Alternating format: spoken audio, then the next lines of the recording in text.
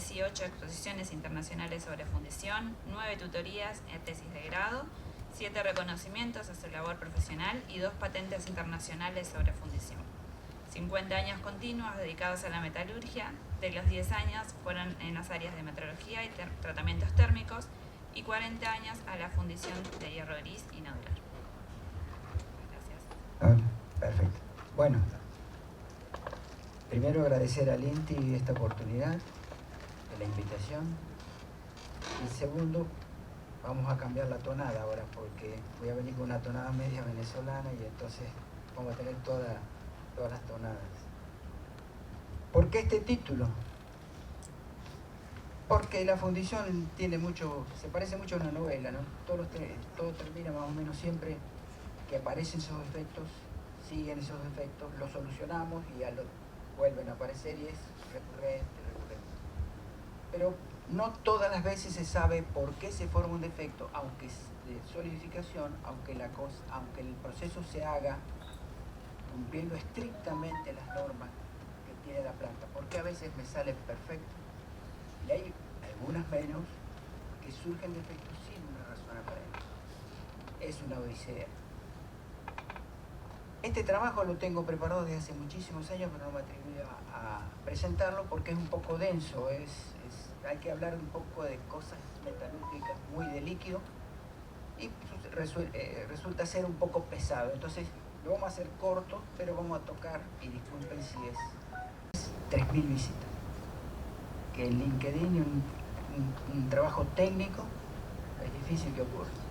Algunos comentarios que me habían llegado, yo no lo sabía, pero lo fui aprendiendo. Bueno, la odisea del fundidor, los defectos de solidificación en hierro nodular que aparecen cuando hacemos exactamente lo mismo. Pero en particular, cómo controlamos nuestro proceso.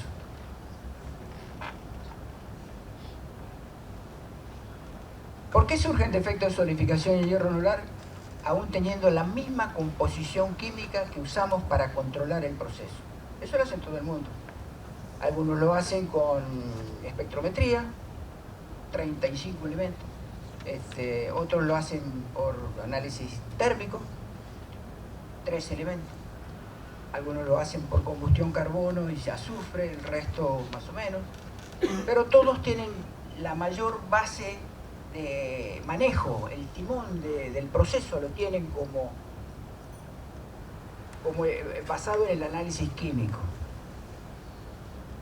Si yo quiero mañana tener una pieza fundida, ¿qué necesito? Necesito un líquido que tiene un comportamiento, que lo fundo en los hornos que explicó el colega. Un diseño, el comportamiento del líquido será un comportamiento que depende del fundidor, porque el fundidor con su química trata de tener siempre el mismo comportamiento. Y la práctica dice que no se logra, porque si no, no sufrirían defectos. Principalmente es espontáneo, porque hay algunos cuando son muy obvios, evidentemente, pero hay un cambio. Pero cuando todo está igual y la cosa aparece, se complica. Necesito un líquido para colar a través de un sistema de alimentación que lo entregue en tiempo y forma a una cavidad formada por el diseño de la pieza, que este diseño de la pieza no depende del fundidor. Mientras que este aspecto y este aspecto sí dependen del fundidor. Y el fundidor se paga y se da el vuelto con eso. Y lo controla con un método químico que no da todos los resultados que esperamos desde hace muchos años. De los 3 aspectos, sabemos que, por ejemplo, el diseño de la pieza es algo rígido, un molde que tiene hasta tolerancias de décima de milímetro y la repite y la repite y la repite. Y un sistema de alimentación que también, al igual que el sistema el herramental, es algo rígido que no cambia con el tiempo. Si tenemos 3 aspectos básicos y 2 son rígidos y nunca cambian, ¿quién es el responsable de que algo cambie? El comportamiento del líquido, que lo medimos con las variables químicas. ¿Y esas variables químicas nos dicen que el comportamiento? La realidad dice que no. Consecuentemente, tenemos que encontrar por qué, cumpliendo y haciendo exactamente lo mismo, las cosas cambian, van y vienen, porque a veces, ¿a cuántos de ustedes no se les ha solucionado un problema sin haber hecho nada? Ayer no tenía un problema y hoy no apareció, hicimos lo mismo aquí. Eso es más común de lo que todo el mundo cree, porque el que anda más o menos por muchas plantas se da cuenta que los problemas de todos son iguales. Lo que pasa es que tenemos esa mentirita que dice, no, nosotros tenemos 2% scrap, nunca tenemos problemas, jamás. Empiezan el amor, el orgullo, pero la realidad es otra. Entonces, de los tres, uno es el variable y es el comportamiento del líquido, porque con los otros, si alguna vez anduvo bien el sistema de alimentación, ese sistema de alimentación no hay por qué cambiarlo ante la menor aparición de un defecto. Pero si anduvo bien, ¿por qué? El sistema de alimentación no aporta defecto. Aporta defectos si el 100% de las piezas son malas. Eso sí, bueno, ahí estamos bien, pero no estamos hablando de ese tipo de defectos. Surgió la pregunta, ¿por qué un líquido con composición química y en rango genera en la práctica piezas con defectos de solidificación sin tener un caso aparente? Pareciera ser que el análisis químico como patrón de control es como un metro de goma, se alarga y se acorta, se mueve. Y eso es realidad. El comportamiento cambia. Y para saber cómo es químico, no hay otra forma que analizar qué nos dice la poca información que hay al respecto. Y tenemos que caer a lo que allá por la escuela secundaria técnica de metalurgia era el castigo de todos los alumnos, el diagrama hierro-carbono. El diagrama hierro-carbono es un diagrama obtenido en condiciones tan particulares que si una fundición tuviera que enfriar las piezas como le enfría el diagrama, daría unas 4 o 5 piezas al año más o menos. Y entonces nos basamos en algo que no es la realidad de lo que está ocurriendo en la práctica. Y lo tratamos de ahora acercar a esa práctica para que nos diga, y vamos a buscar cuál es la diferencia. Con este diagrama hierro-carbono es el doble. El diagrama que tiene cementita, o sea, hierro 3, carbono más líquido aquí, línea de líquido, cementita, y la línea de precipitación de grafito. Escuchen, yo no dije línea de líquido de grafito porque eso no existe. Precipitación de grafito sí, y ahí tenemos el primer error. Estamos considerando que una línea de precipitación de una solución sobresaturada en un elemento empieza a formar. Yo le voy a dar un ejemplo tonto, pero para que se entienda. Tenemos una cantidad de agua, le ponemos sal, agarramos, lo calentamos, la disolvemos, se vuelve transparente el agua. Perfecto, está transparente. La sal está totalmente disuelta, no hay duda. La pongo en la nevera, heladera, nevera es en el país castigado en el cual vivo en los 40 últimos años. Y la cristalicidad va a empezar a formar una turbidez. Y cuando uno le pregunta qué pasa, y está formándose la sal saturada en el líquido, empieza a precipitar. Pero no estamos hablando de que eso es el inicio de solidificación del agua. Ya en el hierro pasa exactamente lo mismo. Tenemos un elemento que es carbono en una forma muy distinta a la que forma con la cementita. Y ahí empiezan los errores. Los conceptos empiezan a trastocarse y empiezan a llevar el análisis equivocadamente. La metaestable, que es metaestable porque si dejamos la cementita 2.500 años, 3.000, se transforma en grafito. Mal negocio para los fundidores, pero esa palabra es inversa a lo que en la práctica es, porque si hay algo estable es el comportamiento de esta curva, tan estable y tan repetitiva que da valores de carbono, silicio y carbono equivalente con los elementos térmicos, los analizadores térmicos, que esos sí se comportan relativamente estables, pero para darles estabilidad, estos señores le ponen a este líquido una pizquita de teluro que distorsiona totalmente, porque si tuviera teluro las piezas ni las mecaniza nadie ni servirían esas piezas. Entonces estamos teniendo una relación de ver algo que funciona en la teoría, pero que en la práctica sería inaplicable. Entonces estamos midiendo mal. Y el estable, hierro grafito, donde esta línea, y hay en alguna bibliografía que existe, no es el inicio de la formación de un sólido. Es la precipitación de un sólido que proviene de una solución sobresaturada en carbono, que lo tiene disuelto en condiciones de temperatura muy altas, que cuando fundimos, pero que después le pasa lo de la sal en el agua. Empieza a entregarla, pero no significa que eso es inicio de solidificación. Este diagrama es solo posible porque no solo es hierro-carbono, sino que agregamos silicio. Y en las tecnologías modernas ya el silicio no es todo. Un potencial de nucleación en el líquido donde interviene una serie de conceptos básicos muy influyentes que no se notan y empiezan en ese horno que comentamos en la anterior exposición, donde el horno eléctrico no es un reactor. El horno eléctrico es un calentador y cuando le falta temperatura aprieta el botón y va para arriba. Por eso aparecen una serie de defectos en este tipo de horno que son excelentes para fundir, pero que metalúrgicamente hay que tener el concepto de lo que es el equipo. Consecuentemente, el horno, al calentar y tener toda la temperatura disponible que pueda hacer, es una solución, pero también cambia un montón de situaciones internas en la metalurgia del líquido. Al agregar silicio al hierro-carbono, el clásico, el que durante toda la vida los que son metalúrgicos los va a perseguir y los persigue, se le agrega silicio y aparece un diagrama ternario, que por ser ternario es imposible de ponerle parámetros y detectar porque es difícil.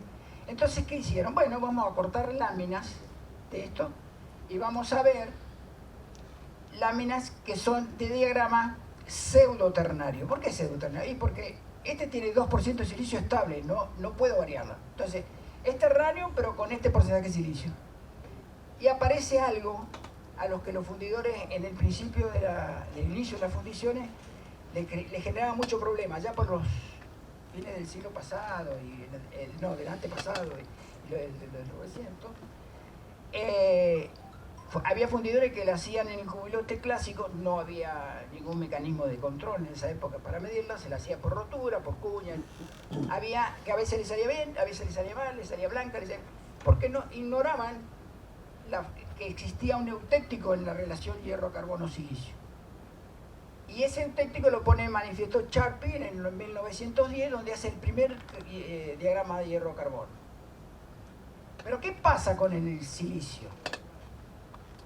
El silicio, 2% de silicio, reduce el porcentaje de carbono en el eutéctico. El otro nos decía que teníamos 4.3, pero no tenía silicio. Y ese no se puede usar, porque si no salen los hierros blancos. Nadie, con excepción de los especialmente blancos, las piezas grises o los nodulares, tienen que tener grafito. Vamos más o menos entendiendo la odisea esta. El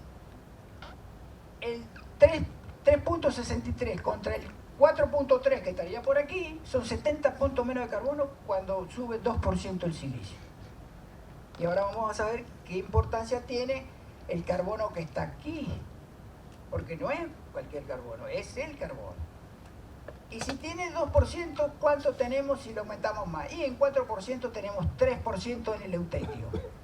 Redujo un 20% más del carbono en el eutético. Y el concepto que hay que tener en la práctica es que cuando uno maneja un carbono equivalente, muchos, sacados de la propia población, lo que hacen fusión, agarra y dice, no, yo cuando tengo carbono, pero tengo bajo el carbono equivalente, pero estoy tengo el horno cargado, me cuesta mucho meter carbono, entonces subo el carbono equivalente con el silicio.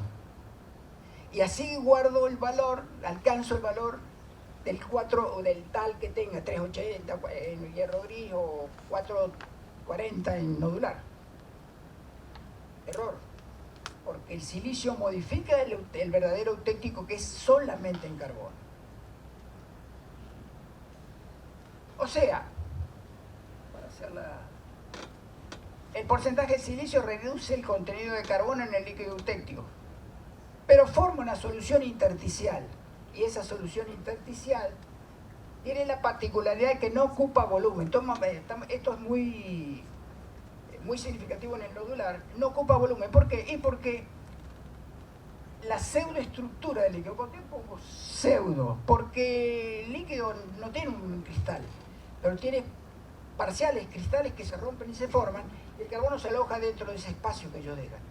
El mismo método que tiene la austenita cuando se le carga el carbono, que en una austenización de Temple, usted dice, bueno, voy a disolver todo el carbono que tengo por lado, lo meto en la austenita, y si es el carbono activo en el acero, cuando yo lo templo, si supero la velocidad en que el carbono no me llegue a fugar de la austenita, tengo martensita. Y acá pasa algo similar en velocidades muy distintas, son fases líquidas. Pero tiene la gran particularidad que eleva la densidad, y cuando tenemos algo más denso a igual volumen, tenemos un potencial de hacer algo interesante ahí, que lo vamos a ver ahora. Solución intersticial. Se satura y alcanza una concentración efectiva. ¿Qué quiere decir? Y que todo el carbono que tenemos por análisis químico, no tanto el térmico, porque si el térmico está hecho sin lantano hay otro mecanismo, pero bueno, vamos a hacer que tenemos un lico y le ponemos por combustión y dice carbono equivalente, carbono tanto y silicio tanto, tengo un carbono equivalente en tanto. Eso es cierto químicamente, pero eso pasa, lo que yo explicaba en otras charlas, cuando le ponemos azúcar al café, que nos estamos tomando un cafecito, que nos gusta dulce, le ponemos una cucharadita, la tomamos y no está lo suficientemente dulce, y le ponemos otra, y ahora sí está dulce. Pero cuando terminamos de tomar ese café, en el fondo es la mitad de las cucharas que pusimos. Entonces, la que dio la dulzura es el azúcar activa no toda el azúcar. Y con el carbono pasa lo mismo. El eutéctico lo forma el carbono activo, no todo el carbono. Ustedes dirán, ¿qué tiene que ver todo esto con el comportamiento final? La novela tiene un final feliz.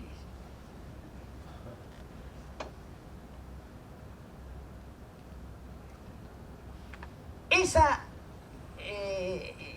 disolución efectiva que tiene el carbono se llama actividad. Y es tan importante que un señor, hace varios años atrás, en 1992, escribió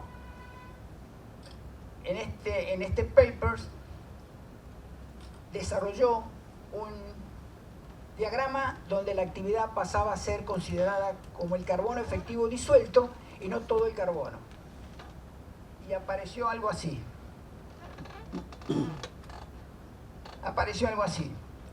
Este diagrama clásico, supremamente clásico, metaestable, porque ve que este es cementita, dice que la actividad 1, porque la actividad es adimensional, tiene un valor 1, todo está disuelto, pero ¿qué pasa cuando la actividad va más arriba y empieza a haber segregaciones?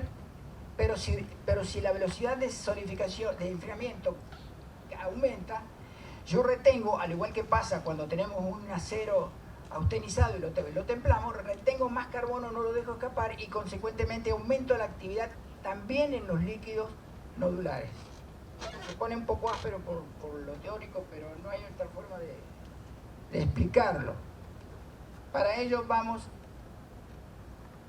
en detalle al diagrama que este señor se tomó, que en su momento tuvo una mala repercusión porque enredaba todo.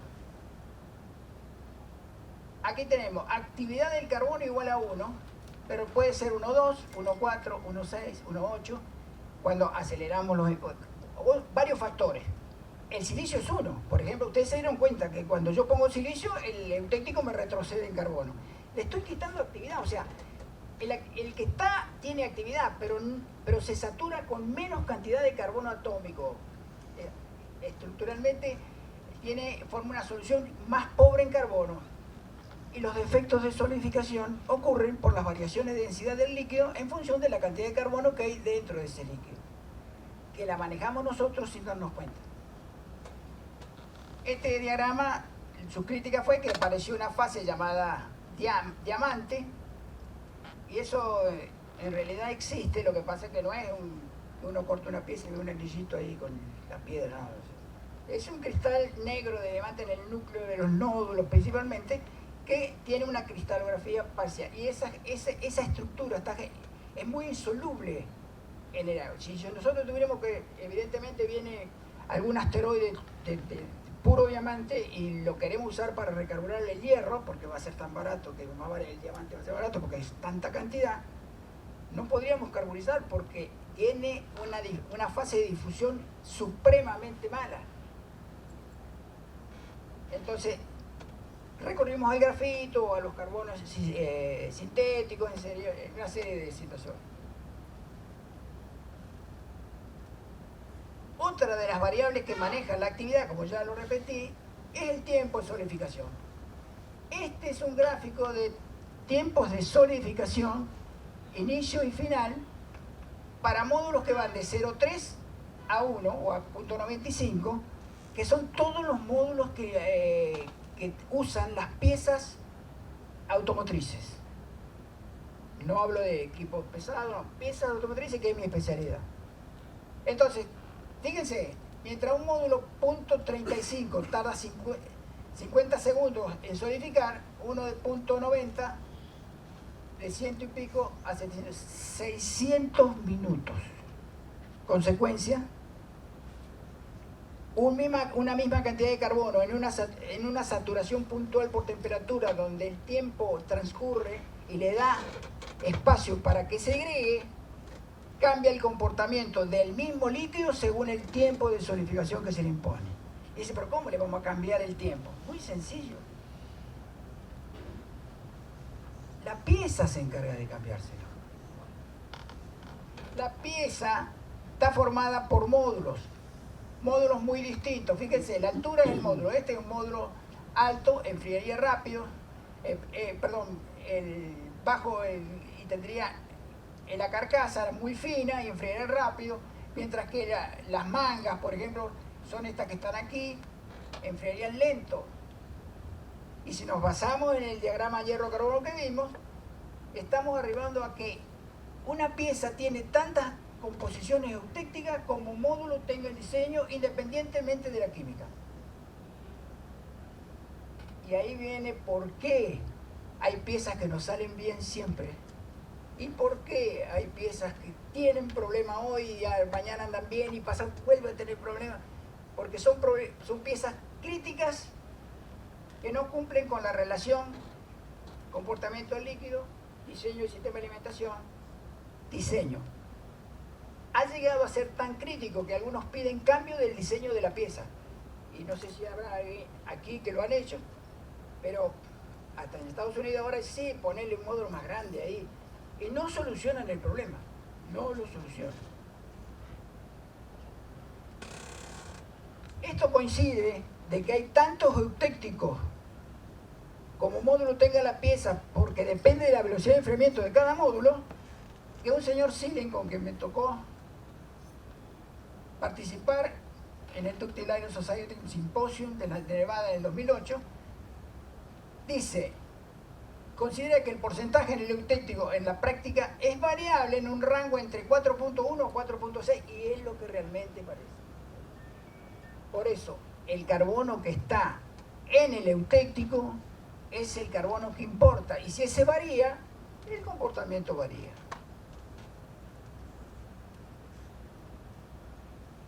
Pero además del porcentaje de carbono activo que está en el eutéctico, en el líquido eutéctico que va a dar ese comportamiento, existe otro, como lo es el carbono en suspensión.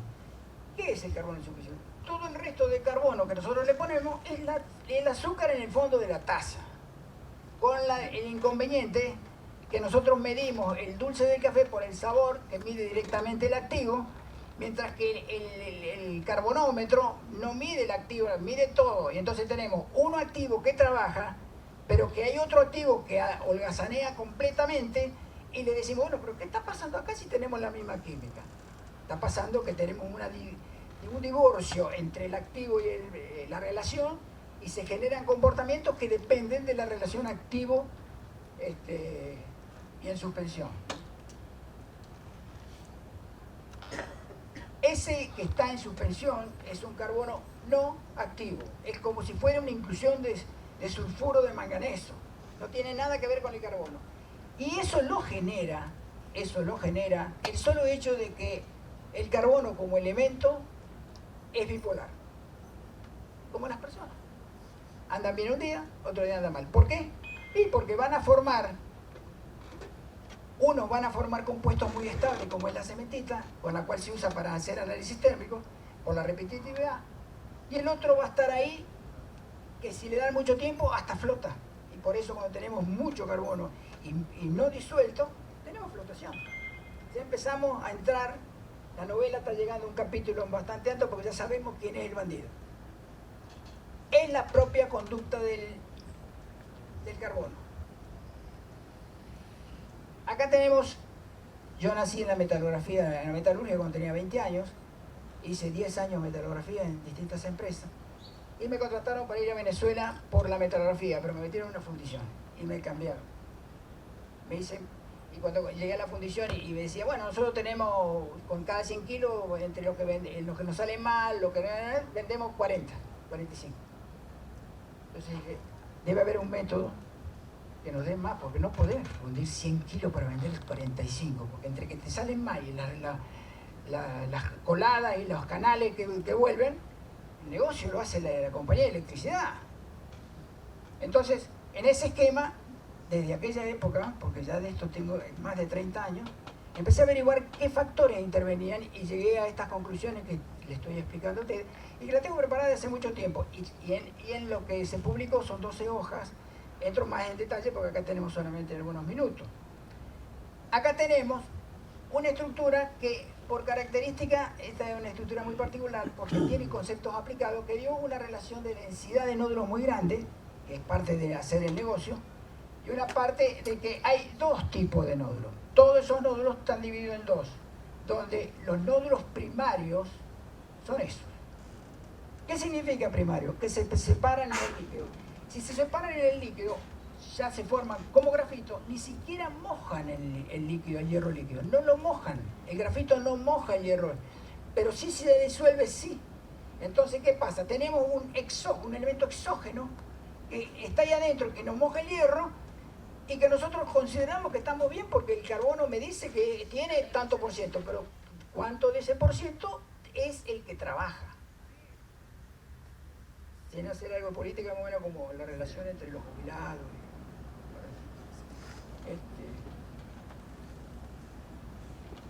Bueno, aquí llegamos a 3 coladas, igual química, diferentes resultados. Pero ¿en qué condiciones están estas 3 muestras? Son 3 muestras del mismo módulo. Cuando en fundición nodular se quiera decir, tengo esta estructura, hay que referirla a qué módulo la enfría. Es más o menos como el tratamiento térmico. Yo digo, bueno, yo tengo una laminita así, la austenizo y la enfrío y es martensita pura, pero hago un rollo así y de adentro no es martensita. Acá pasa lo mismo, porque la emigración del carbono desde el líquido o en el sólido, primero que en el líquido es 20 veces más rápido que en el sólido. Un átomo para moverse dentro de la red es 20 veces más lento en el sólido que está, por eso cuando hay problemas de la presencia de carburos, mal llamado carburos como este, mal llamado carburo como es esto, nos da estas 3 variables. Acá vamos a analizar esta y volviendo a los tiempos de la metalografía. Acá tenemos nódulos de grafito que si medimos en relación a este tamaño, como tienen más de 41 micrones, automáticamente son primarios. Estos nódulos se formaron en el líquido y al formarse en el líquido no intervinieron en ningún proceso que los pueda generar expansión, porque los únicos nódulos que se forman, que expanden, que le da capacidad al líquido de expandir y formar un nódulo, son los que están asociados a grandes valores de energía, porque yo para formar un nódulo tengo que empujar, yo si necesito mover ese escritorio, necesito hacer fuerza. ¿Y quién hace la fuerza dentro del líquido? La entropía. Los kilovatios que decía el colega anteriormente que fundió, cuando solidifica lo está devolviendo. Dice, mira, todo lo que me pusiste allá, acá tomá, lo tiene. Y si uno lo usa a esa expansión, a ese potencial, que es la entalpía de fusión, que son el 70% o el 60% del kilovataje utilizado, automáticamente tengo capacidad de vencer, hacer fuerza, porque cuando algo se va a solidificar, se desarrolla. Cuando el hierro se quiere solidificar, lo llevo a temperatura de solidificación, hace tanta fuerza para hacer un cristal que esa es la fuerza que expulsa el carbono, porque cuando ustedes estrujan una tela húmeda, dicen, bueno, está ahí, está húmeda, pero cuando la estrujan, enseguida chorrea. ¿Por qué? Y porque usted le está entregando un trabajo, estrujarla. Y el agua que está metido entre la fibra dice, pero aquí no queda lugar para mí. ¿Qué hago? Y me voy. Chorrea. Eso pasa cuando se forman nódulos primarios que no aportan ningún beneficio a la solidificación. Y analizando esta estructura, decimos que tenemos acá legurita. Fíjense, esta es como una perlita grosera. Estos carburos de legurita son muy difíciles de disolver por tratamiento térmico. En una oportunidad me tocó trabajar con una planta, me contrataron para una planta en la cual habían comprado un horno de 40 metros de largo para recocer el 100% de la producción. Porque les salía con la legurita y llegaban a Estados Unidos y decían, mira, no la podemos mecanizar. Perdían hasta las 40 horas de... O sea, es una estructura muy dura de romper porque tiene una formación en líquido. Es el eutéctico hierro cementita. Y tenemos mucha perlita. Cuando en un nodular que está ferrítico, si hay alguien que hace nodular ferrítico y tiene mucha perlita, está teniendo buen índice de actividad porque la perlita es significativo de carbono que está disuelto y la retiene. Pero ¿qué pasa? Cuando el carbono que se retiene queda en la perlita, no hay expansión porque no hay... Fíjense que este no tiene ningún nódulo eutéctico. Acá hay uno chiquitito, otro por aquí. En la misma tipo de piezas mejoró un poco, se eliminó la legurita y todo esto, que son todos manejos considerando la actividad química como objetivo. Por eso es medio odisea. Se mejoró la perlita porque fue más abundante, muchos nódulos primarios, pero aparecieron los eutécticos. Y este líquido se transformó en las piezas en un líquido que contraía menos durante la solidificación y achicaba las mazarotas y todos los tipos de adminículos que se le ponen en la pieza para que más o menos compense la contracción líquido sólido.